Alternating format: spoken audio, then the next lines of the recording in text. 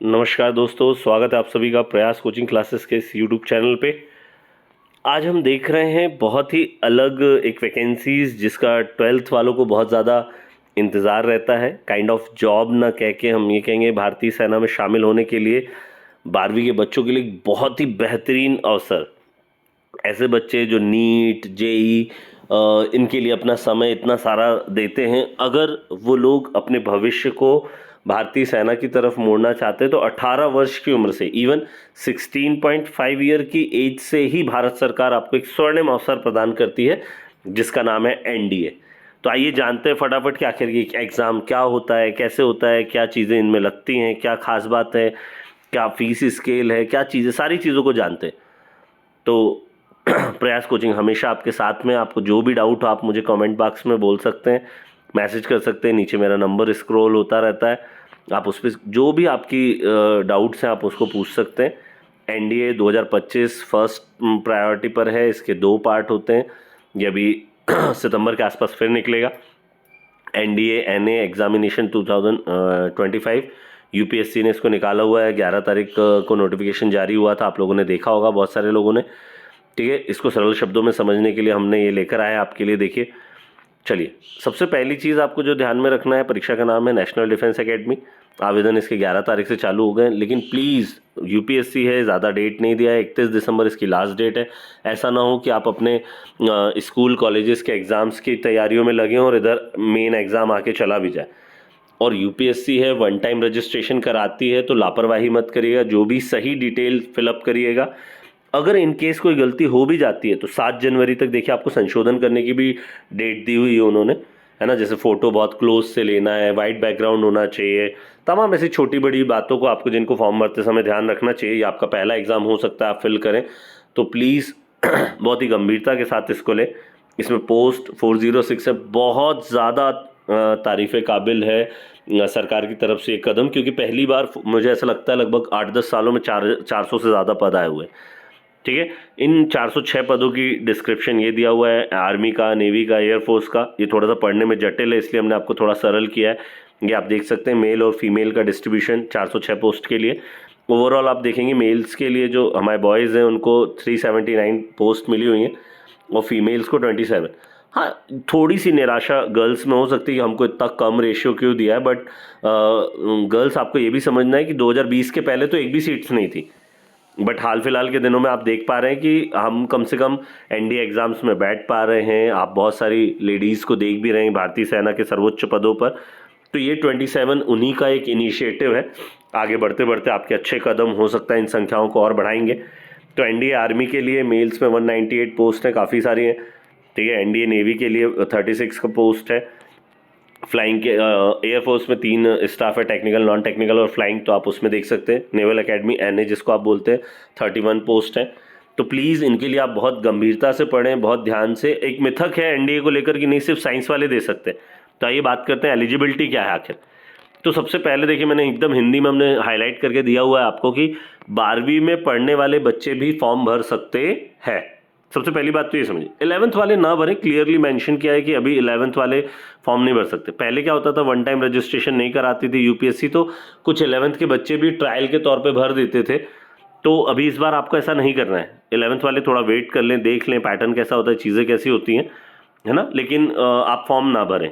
दूसरी अच्छी बात, 12th का कोई भी स्ट्रीम हो, चाहे आर्ट हो, कॉमर्स हो, मैंने अगली स्लाइड में इस चीज़ को मेंशन किया है। अभी अपन फिलहाल इस पर बात करते हैं कि 12वीं वाले बच्चे फॉर्म दे सकते हैं या नहीं भर सकते। तो जितने भी बच्चे फॉर्म भर रहे हैं 12th वाले वो भर सकते हैं। बस आपका रिजल्ट जो है वो 15 दिसंबर 2025 तक, तो अगले साल तक तो आ ही जाएगा, ऑब्वियस सी बात है ना। तो प्लीज़ आप लोग ज़रूर इसका फॉर्म भरें, है ना। बहुत ही अच्छा फॉर्म होता है। ये देखिए, क्लियरली मैंशनड है कि आर्मी विंग के लिए अगर आप फॉर्म भरते हैं तो कोई दिक्कत नहीं है, किसी भी स्ट्रीम का हो, कॉमर्स का हो, आर्ट का हो, साइंस का हो, एग्रीकल्चर का हो, अदर किसी टेक्निकल नॉन टेक्निकल फील्ड का कोई भी 12th वाला अपेयरिंग बच्चा या 12th पास बच्चा फॉर्म भर सकता है। एज क्राइटेरिया मैं आपको बताऊंगा, अभी 2006 से 2009 के बच्चों के बीच का है, तो हम आपको अभी आगे उस पर भी चर्चा करेंगे। हाँ, बट अगर आप एयरफोर्स, नेवी, नेवल एकेडमी इनके लिए आप ट्राई कर रहे हैं तो फिर आपको मैथ्स से होना कंपलसरी। साइंस बस नहीं चलेगा, बायो ग्रुप नहीं भर सकता, मैथ्स कंपलसरी है वहाँ पे।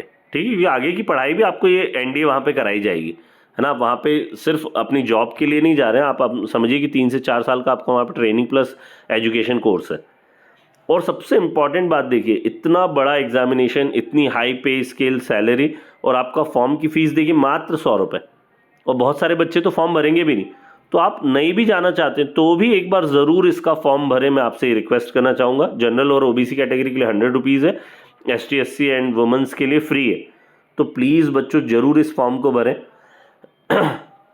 आखिर क्या एज लिमिट होनी चाहिए, तो इसको बड़ा बहुत ही अच्छी तरीके से डिफाइन कर। सबसे पहली चीज़ तो अनमैरिड होना चाहिए, है ना। जनरली अभी तो आपकी ऐसी ख्वाहिशें नहीं हो तो मुझे ऐसा लगता है कि वो अच्छा है, ठीक है।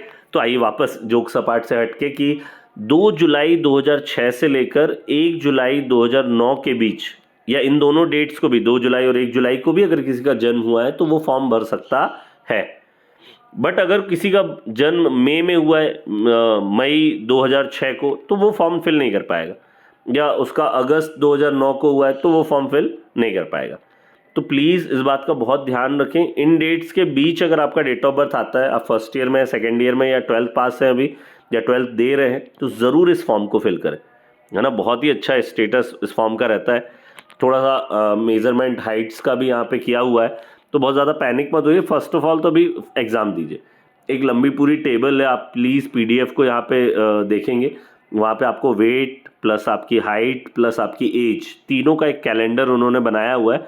हमने एक रफली मिनिमम मापदंड पे चर्चा की है कि अगर आप आर्मी, नेवी या ग्राउंड ड्यूटी में जाना चाह रहे हैं, फ्लाइंग स्क्वाड को छोड़कर आप किसी में भी जाना चाह रहे हैं, तो लड़कों के लिए जो हाइट है वो होनी चाहिए 157 सेंटीमीटर, और जो हमारी गर्ल्स कैटेगरी की फीमेल्स हैं उनके लिए हमको 152 सेंटीमीटर्स हाइट मांगा है, लगभग 5 फीट से थोड़ा सा ज़्यादा, ठीक है। बट फ्लाइंग के लिए एकदम क्लियरली मेंशन है कि हमको 163 सेंटीमीटर चाहिए ही चाहिए। इसलिए तो आपने देखा होगा ना, पायलट वगैरह की हाइट काफ़ी अच्छी होती है। और एक चीज़ और उन्होंने मेंशन किया है, क्योंकि वो जानते हैं कि अभी हाइट थोड़ा सा बढ़ सकती है। अगर आप 18 साल से कम आयु में इस फॉर्म को, एग्ज़ाम को दे रहे हैं, तो आपको यहाँ पे 2 सेंटीमीटर का रिलैक्सेशन है। इट मीन्स आपकी बॉयज़ के लिए हाइट 155 सेंटीमीटर हो जाएगी, फीमेल्स के लिए हाइट 150 सेंटीमीटर, एग्जैक्ट 5 फीट हो जाएगी। तो अभी आप अपनी हाइट बढ़ाने के ऊपर भी थोड़ा काम कर सकते हैं, उसमें कोई दिक्कत नहीं है। बट ये 18 साल से कम वालों के लिए। और भी क्राइटेरियाज हैं, वो आप उसको टेबल से मैच कर सकते हैं, बट ये मिनिमम क्राइटेरियाज हैं। ओके, नेक्स्ट आगे चलते हैं। फिर एग्ज़ाम पैटर्न बहुत ही चर्चा का विषय रहता है NDA के एग्ज़ाम में। तो जहाँ पे आपके 3 टेस्ट कहूँगा मैं आपको। एक तो मैथमेटिक्स देना है आपको, फिर GAT देना है, फिर SSB भी देना है। तो SSB के 900 मार्क्स अलग है, और मैथमेटिक्स और जनरल एबिलिटी। तो अभी तो आप फिलहाल फोकस करेंगे इसके अपने रिटर्न एग्जाम पे। SSB आपका जो 4 से 5 दिन चलेगा वो एक अलग पैटर्न है, उस पर भी अपन आगे चर्चा करेंगे कभी। फिलहाल अपन देखें परीक्षा पाठ्यक्रम, हमने थोड़ा सा क्लियरिफाई किया है ताकि आपको थोड़ा ईजी लगे। देखिए, मैथमेटिक्स का सेक्शन 1 होते बेटा 2 सेक्शन में पेपर होगा आपका, एक सेक्शन 1, सेक्शन 2। सेक्शन 1 में आपके 120 क्वेश्चन मैथमेटिक्स से आएंगे जो कि 300 मार्क्स के रहेंगे, और आपका ड्यूरेशन मिलेगा आपको यहाँ पे 2.5 घंटे का। मतलब लगभग अगर आप एक क्वेश्चन करेक्ट करते हो तो आपको 2.5 मार्क्स मैथ्स में मिलेंगे। बट वेट, यहाँ पर नेगेटिव मार्किंग भी है। लगभग आप UPSC का एग्जाम देंगे तो 1/3 मार्किंग आपको मिलेगी, नेगेटिव मार्किंग। तो 1/3 मीन्स आपका, अगर आपने एक क्वेश्चन गलत किया तो आपका 0.8 मार्क्स कट हो जाएगा। दूसरा GAT का हमारा टेस्ट होता है, जनरल एबिलिटी टेस्ट। इसके 2 पार्ट होते हैं। इसके एक पार्ट में इंग्लिश के 50 क्वेश्चन आते हैं, और जनरल नॉलेज के 100 क्वेश्चन आते हैं, जिसका सिलेबस हमने आगे डिफाइन किया होगा, ठीक है। तो इंग्लिश के 50 क्वेश्चंस में से आपको 200 मार्क्स मिलेंगे, और जनरल नॉलेज में से आपको 100 में से आपके 400 मार्क्स मिलेंगे। तो ऐसे करके आपका 900 का एक टोटल पेपर होगा। इसमें भी देखिए, वेट, करेक्ट आंसर करने पे कितने मार्क्स है? 4 मार्क्स, जबकि मैथ्स में आपको कितने थे? 2.5। और यहाँ पर आपको ये भी ध्यान रखना है कि नेगेटिव मार्किंग अगेन यहाँ पे 1/3 है, तो मार्क्स भी आपके ज़्यादा कटेंगे। 0.8 नहीं कट होगा, यहाँ पे कट होगा 1.33। तो प्लीज़ बहुत गंभीरता से एकदम भिड़ जाइए जनरल नॉलेज, इंग्लिश और मैथमेटिक्स की तैयारी करने में। आपका जो भी एग्ज़ाम है, बायो को लेके, मैथ्स को लेके, देखिए आज की डेट में आपके स्कूल के परसेंटेज बहुत ज़्यादा मायने नहीं रखते। अगर आपको नीट क्वालिफाई करना है तो भी आपके परसेंटेज मायने नहीं रखते। पूरे जो 12th के बच्चे हैं, अपना पूरा पेरेंट्स को भी यहाँ पे बहुत ज़्यादा समझने की ज़रूरत है कि बच्चों को सिर्फ एक ही डायरेक्शन में पैनिक ना करें कि अच्छे परसेंटेज लेकर आए। आजकल कॉम्पिटिटिव एग्जाम्स का ज़माना है, और वही डिसाइड करेगा कि बच्चों का कैलिबर कितना है। थोड़ा उनको उड़ने दें, उनको पंख दें। आप जितना सपोर्ट करेंगे उतना ज़्यादा वो बच्चे अच्छा परफॉर्मेंस कर पाएंगे ऐसे एग्जाम्स में। आप पर्टिकुलर एक ही एग्जाम्स को लेके फोकस ना करें, और भी बहुत अच्छे अच्छे एग्जाम्स हैं। तो आइए फटाक से सेंटर्स देख लेते हैं। सेंटर्स की भी बहुत लंबी चौड़ी लिस्ट है, हमने सिर्फ मध्य प्रदेश को हाईलाइट किया है, इस वजह से मैं आपको मध्य प्रदेश के सेंटर्स बता रहा हूँ। भोपाल, ग्वालियर, इंदौर, जबलपुर आप ये ले सकते हैं। बाकी अदर स्टेट्स के भी आप प्लीज़ परीक्षा सेंटर्स लें। एग्जाम के पाठ्यक्रम को, जैसे आपने सिलेबस देखा उसका स्क्रीनशॉट लेके रख ले और चिपका ले अपने घर पे। जो भी डाउट हो आप प्लीज़ मुझे मैसेज कर दीजिए, मैं आपको विद इन अ डे आपको रिप्लाई दे दूंगा, ठीक है। आप मुझे कॉल भी कर सकते हैं, मैं नीचे नंबर मेरे ब्लैंक हो रहा है। आइए सिलेबस देखते हैं। मैथ्स में देखिए आप ये नॉर्मल सिलेबस आपका ट्रिग्नोमेट्री है, ज्योमेट्री है, अलजेब्रा है, आप इसको ज़रूर देखें, बहुत ही ईजी है, बहुत ही ईजी है। फिर आता है इंग्लिश का। इंग्लिश तो आपने देखा ही होगा, ग्रामर है, कंप्रिहेंसिव, एक्सप्रेशन है, बहुत ईजी है। 50 क्वेश्चन बहुत ज़्यादा स्कोर करते हैं, खासतौर पे इंग्लिश मीडियम के बच्चे यहाँ पे बहुत अच्छा परफॉर्मेंस देते हैं। हिंदी मीडियम के बच्चे भी घबराए नहीं, उसमें कोई दिक्कत नहीं, बायलैंग्वेज पेपर होता है। जनरल नॉलेज के पेपर में आप देख रहे हैं साइंस की वेटेज है, क्योंकि आप 11th-12th देखे जा रहे हैं, तो फिजिक्स, केमिस्ट्री, बायो है ना, फिर हिस्ट्री, ज्योग्राफी, पॉलिटी, इन सब का भी वेटेज यहाँ पर है। करंट अफेयर से भी आपको, गेम्स वगैरह से काफ़ी क्वेश्चन आते हैं, इंडियन कल्चर आपको काफ़ी आता है। तो इसके लिए अपने को तैयारी करनी है। लगातार हम यहाँ पर आपके साथ जुड़े हुए हैं। प्रयास कोचिंग आपके हमेशा उज्जवल भविष्य की कामना करती है। तो आपको कोई भी डाउट हो, कोई भी किसी तरीके का प्रॉब्लम हो, तो आप प्लीज़ हमें कॉन्टैक्ट करें। All the very best.